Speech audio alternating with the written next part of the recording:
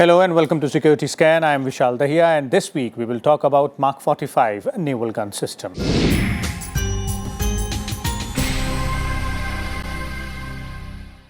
Now, the United States State Department has recently approved sale of naval guns and related equipment worth $1 billion to India. This includes 13 Mark 45 5-inch 62 caliber naval guns and 3,500 D349 projectile ammunition manufactured by BAE Systems Land and Armament. Now, the Mark 45 is a fully automatic naval gun system designed for use against surface warships, anti-aircraft and shore bombardment to support amphibious operations. Provides a naval surface fire support range of approximately 36 kilometers. So how will these guns boost the firepower of the Indian Navy, and what will be the strategic value? For this and for more, we have with us a distinguished panel of guests in the studio. Let me first introduce the guests to you, beginning with Retired Major General Ravi Arora, Chief Editor of Indian Military Review. We also have with us Retired Commodore Anil Jai Singh, Vice President of the Indian Maritime Foundation, and Mr. Sudhir Ranjan Sen, Senior Editor of Hindustan Times. Welcome all of you gentlemen to Rajya Sabha TV studios. Let me begin with you, General Arora, and let's try and understand the naval gun systems and the Mark 45 which we're talking about here. You know, for some it may be a little unusual that we are going in for this 127 millimeter gun, 13 of them for 11 of our ships. That means one gun to a ship and two others, one for operational training and one for maintenance training. But I want to bring out something which has been happening over the last 70 years. In the Second World War, the Germans had a big battleship called Bismarck. And those of my vintage would remember that in 1960, a movie came, which name was Sink the Bismarck. And in that, they showed an engagement between the Bismarck and a British ship called Hood, and where they showed a battle, and the Hood went down, and two aircraft were also lost on the British side, which was an imaginary engagement. It did not actually happen in real. But one singer, Johnny Harton, made a song, and some people may remember it. In May of 1941, the war had just begun. The Germans had the biggest ships, they had the biggest guns. The Bismarck was the fastest ship that ever sailed the seas. On her deck were guns as big as stairs and shells as big as trees. That's how it goes, and it further goes on to describe the engagement. This Bismarck had 8 15-inch guns, which translates to 380 millimeter diameter. 12 5.9-inch guns, which is, again, 150 millimeter, much more than 127, which we are talking about today. And it had 16 4.1-inch guns. The 5.9 and 4.1 were secondary batteries, and the 15-inch guns were the primary batteries. That time, the radar had just about come in. The ships depended on guns, mortars, depth charges.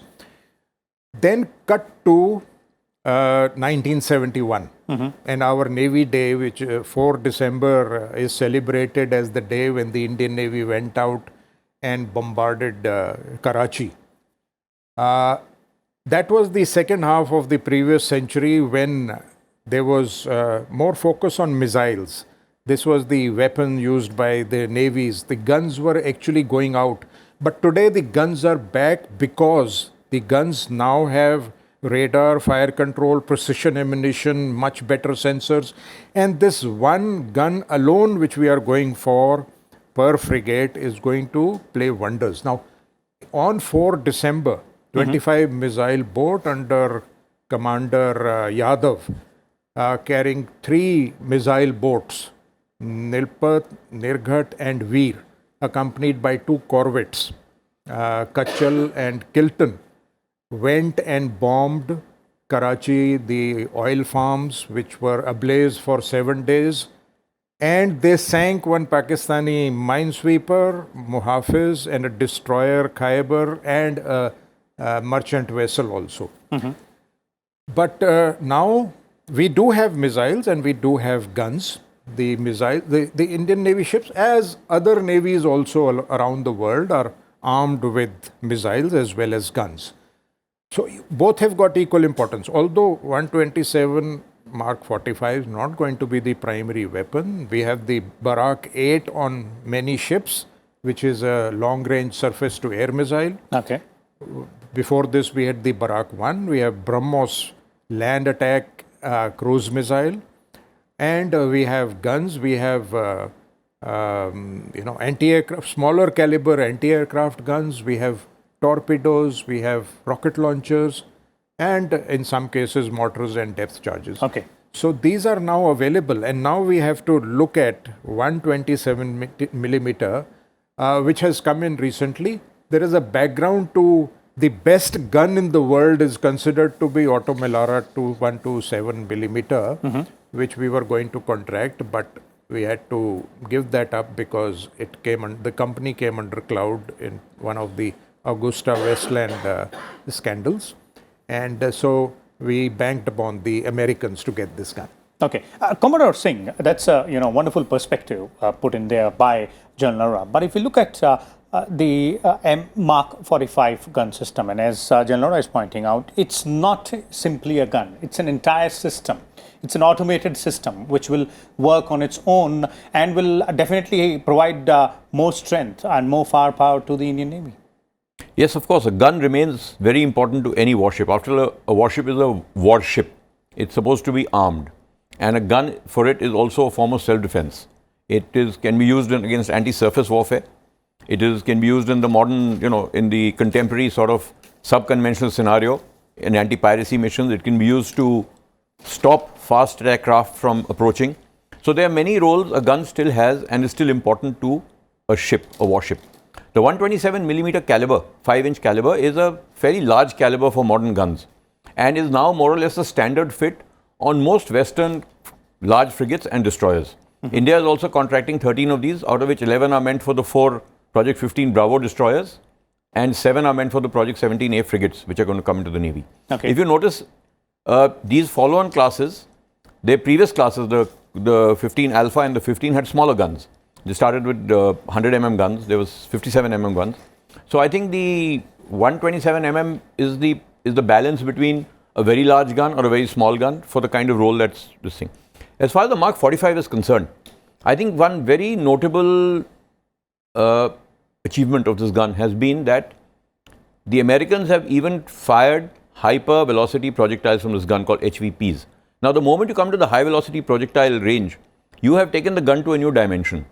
An HVP today, in a limited war scenario, being fired from a gun would be a far more cost-effective option than an equivalent number of missiles, and perhaps has more potential for damage in a shorter range, small craft scenario.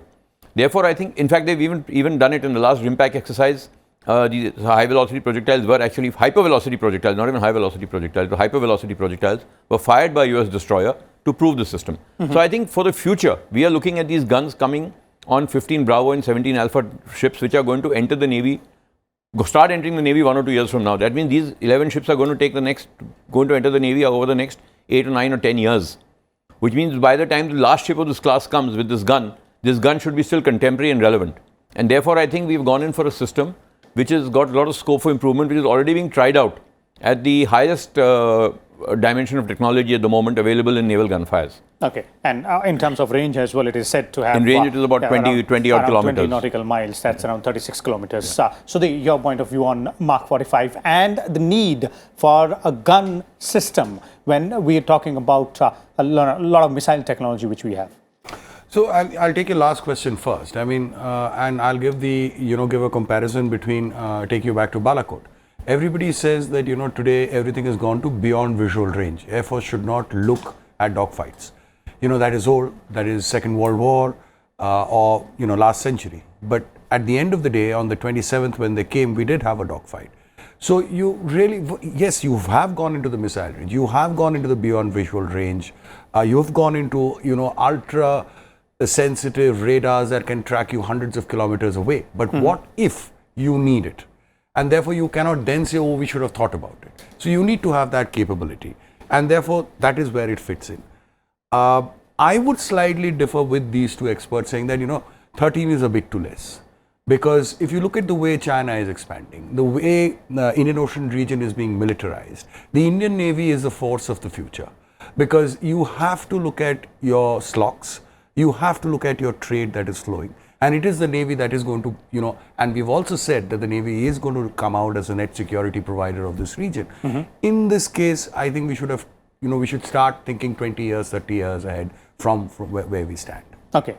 So that there is Sudhir's point of view. General, in terms of its utility, it is being said that it will be very useful when the Indian Navy has to go ahead and conduct amphibious operations, because it can be used for anti-surface as well as air defense, in terms of air defense mode as well. So looking at the gun specifically, what are the characteristics, what are the specifications, and what are the utilizations? Okay.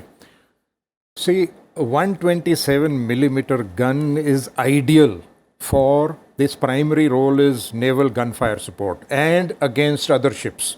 Secondary role is against aerial targets. So navies all over the world tend to use for their different roles calibers from 30 millimeter to 127 millimeter. In the case of these naval guns of high caliber, the 6-inch or say 135 millimeter or so is the maximum caliber you have today. So 5-inch gun, this one is considered to be ideal for shore bombardment to support an amphibious force. I have been amphibious force commander, brigade commander, and I've carried out many exercises with the Navy.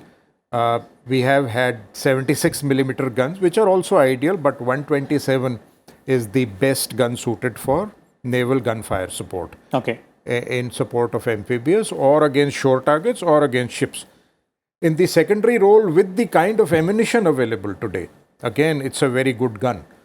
So it can carry out anti-piracy roles, where 30 millimeter to 127 millimeter can be used. It can carry out warning fire against anybody else intimidating a naval force.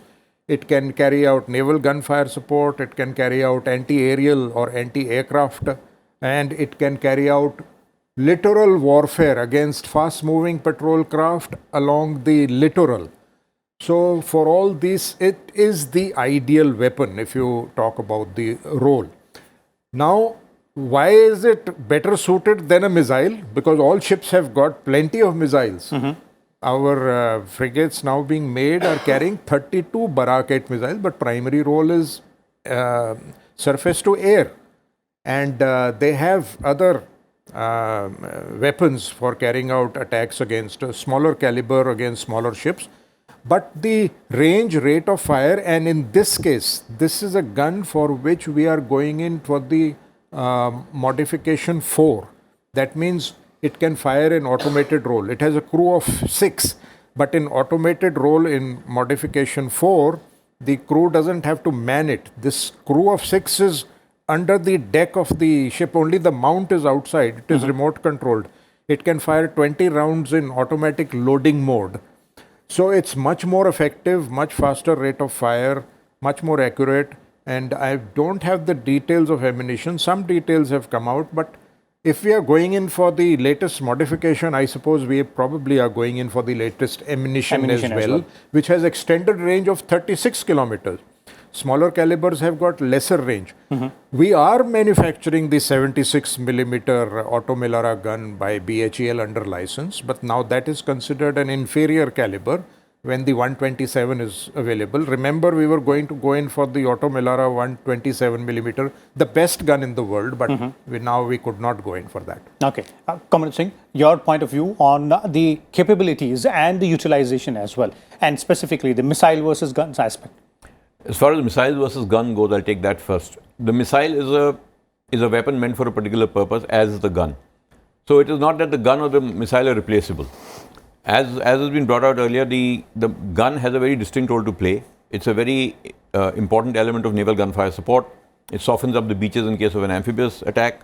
It is used in littoral warfare. So basically, the gun is meant to fight an enemy which is closer or which is more in your proximity, and where it is a far more cost-effective option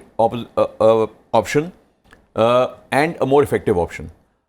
Ships these days are armed with all kinds of missiles. There are close-in weapon systems. There are area defense weapons, there are surface-to-surface missiles. They have a different role. The surface-to-surface missile has beyond visual range. It is over the horizon targeting. So it cannot replace the gun. There is often, it is felt that a ship of 7,500 tons is going to only have one gun. Well, that's the way the ships are being designed now. More than one gun is not necessary because of the range of weapons available. I think I would like to just have a point about this. Are the numbers too less? That would have been my next question. Do you believe 13 is enough? I think so, because like I said, these ships for which they are meant are going to take another 8-10 years to be commissioned. Therefore, there is no point going in for guns for the next lot of ships. By then, technology would have gone way beyond. So we will come, when we come to that, we will, that level, that stage, we will then order whatever is contemporary at that time. If you notice, and I'll just take an analogy, India always orders a class of 3 ships or 4 ships. The US orders a class of 50 ships. Why do we do that? We do that because we are aware of the limitations of our shipbuilding program. So if we were to, let's say, order 10 Project 15 destroyers right in the beginning. Okay. By the time the 10 destroyer came, it would be 12 years from the time the first destroyer was commissioned, or 14 years from the time the first destroyer was commissioned. It would be an outdated ship. So you say, okay, I'll do 3 Project 15, then I'll do 3 Project 15 Alpha, and then I'll do 4 Project 15 Bravo. So there'll be an incremental increase in the capability of the ship, so that even when I reach the last ship of that class, I have a contemporary platform available to myself. Okay. So that is the thought process in India about why we go in for smaller numbers of classes. Though it is believed that if you go for a larger number of one class, obviously it's a more cost-effective option. But then the kind of iteration we are bringing in, or the kind of incremental improvement we are bringing in the classes, doesn't really change the complete sort of design philosophy of the ship. Okay. So the Delhi started with 6,400 tons, and the 15 Bravo is going to be almost 7,600 tons. So a 1,200 ton increment in displacement means so much more equipment, so much better weaponry, so much better capability, which we would have been stuck with had we gone in for 10 ships right in the beginning. Okay. So that is how we take into account the fact that we are not a cutting-edge navy in terms of technology. We are still dependent on foreign supplies. So we will, when we reach that point, we will then order for that particular stage. And of course, finances and budgets are always a constraint in India. Okay. I'll come to you, Sudhi, but before that, let me bring General Arora on this aspect only, which you pointed out and which Kamaraj Singh responded to. Is 13 the enough number? Well, I suppose if, we have got these 11 guns for the 11 ships, 4 plus 3 under construction. 4 are the Vishakhapatnam class, and 3 of the Nilgiris class, and 3 follow-up.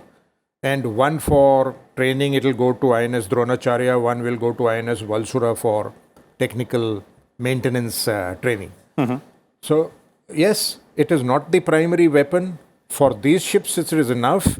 But I would like to add, we have made the Barak 8 jointly with Israel. We have made the BrahMos cruise missile jointly with the Russians. And we have, our DRDO has made, with some help from abroad, our lightweight torpedoes, our heavyweight torpedoes, and a few other important naval equipment. So I think there is a need for us to, there are a lot of weaponry, a lot of armament on naval ships is not of domestic manufacture. It's not indigenous. Okay. Even the 76 millimeter we were making under license at BHEL. When we were going for Auto Melara, it was going to be licensed manufacture in India. This one is coming without TOT and direct off-the-shelf purchase. So there is a need for offloading R&D to the private sector or jointly with DRDO and developing naval armament so that we do not have a need for such weapons. Our ships are full of weapons which are imported. We also need the submarines which are being made. We made the missiles for them, or we are developing the missiles for them. You carried a program the other day on the K4. So why can't we develop indigenous armament for our frigates and destroyers? Okay, that's an important one. And let me bring Sudhi first there onwards on this aspect, and I'm sure you would want to add on to that also. But the moot question, which General Arora is pointing out here, is it not the time that we should be putting a lot more focus on indigenization of the naval weapon systems or the naval armament? In fact, if you look at it among the 3 forces, Air Force, Navy and the Army, it is the Navy that is a builder's Navy. Navy is far ahead of the others because they have taken the risk as a force. They have taken the risk of saying we are going to go Indian, we are going to buy Indian. So the amount of indigenization that the Navy has done, the others haven't. But in terms of platform. In terms of platform. But that said, what General Arora is saying is bang on, and which is why, you need to use these kind of opportunities to say, fair enough, this is quite an advanced gun. Can we not build it under, some kind of TOT, some kind of license production, whatever that you can, bargain with? Because otherwise, if you look at it, the sophisticated end of the Navy or the sophisticated end of any of the forces is coming from from other countries. And one of the key reasons is, and this has been talked about ad nauseum, that the private sector is not coming up. The private sector is just not interested. They're not putting in that amount of money. There is no R&D that is happening. Now, the government can give you a contract saying that if you guys are interested, we'll give it to you. But you can take the horse to the water, the horse will have to drink it. So it's still not happened there. We're still far away. Okay, but we'll have to focus on that. Commander Singh, you're smiling there. Your views on that, because you've been there. And from the end user's perspective as well, would you agree to this, what General Arora has pointed out, that time has come now for Indian Navy to go ahead and put more focus on the indigenization of weapon systems as well? I agree fully with both the panelists. It is time for us to indigenize. But why have we not indigenized? Let's put things in perspective. Firstly, to get this kind of cutting-edge technology, the country should have the capacity to absorb it. Number one. I don't think we have the wherewithal to make the kind of investments that are required to absorb this level of cutting-edge technology. Secondly, of course, not very many people will be willing to give it to you. That's one part of it. The second part is this L1 syndrome of the Indian defense procurement process. Transfer of technology and L1 do not go together. You'll either get L1 or you'll get technology. You can make up your mind. So far, we've been quite happy taking L1. L1 not of what is the product we are getting. L1 of how much. It's like going to a shop and buying something and saying, I want the cheapest item. So if we are going to continue down this route, then the best we'll ever do is patchy manufacturing TOT like we have now. Now we'll under license manufacture this gun, and then 10 years later go back to the original manufacturer and say, can you give me Mark II of this gun, please? I want to do that also under license. So that is not indigenization. That should be very clear. That is giving jobs to industry in India. Now, why does private industry not make the investment? Private industry doesn't make the investment for two reasons. There are certain investments which are well beyond the range of private industry to do. They just don't have that kind of money. That kind of investment has to be made by the government. It may do it in collaboration with private industry. Number one. Number two, what is the assurance to that private company that when he puts in this kind of money, he's going to get an order at the end of it? After all, it's a private business. He has to see his return on investment. Even the strategic partnership model that is being touted all over the place today does not guarantee that if you become the strategic partner for this one program, you will continue to be the strategic partner thereafter for all further production of this particular equipment. Okay. If it doesn't even give you that assurance, which private company is going to put in billions of rupees for 11 guns, 6 submarines, 4 something, 8 something? They're not going to do it. Okay, so there are apprehensions. So to say that private industry doesn't put in money for R&D, which is a very convenient thing the government has always up its sleeve. Have you created an enabling environment for private industry to do that? You have not. Even today, you're talking L1 and also saying, I want TOT. It's not going to work. General Arora, your comments on that? Because there are policies in place and there are ways wherein the government seems to be building on and addressing those points which have been raised by Commander Singh here. See, experience has shown whenever technology has been denied to us, we have produced results. So, if Auto Melara was banned and if the Americans had not given us this gun, we had the choice of either buying the Russian A130 or developing our own. So, when such hardship comes, perhaps it has a silver lining and we do develop. Okay. And I would like to say that we must develop because missiles are getting more advanced, guns are getting more accurate, deadlier and smarter. Both have a role and have come to stay, and this is a necessity. We must do something about it to get them in adequate numbers for our own requirements. Okay, so there it is, as our panelists have pointed out, not only the specifications, characteristics and the importance of Mark 45 naval gun system, but also they are emphasizing the point that time has come for us to focus more on indigenization of weapon systems, specifically the naval armaments. We'll come back again next week with a different topic and different set of guests. Till then, keep watching Rajya Sabha Television.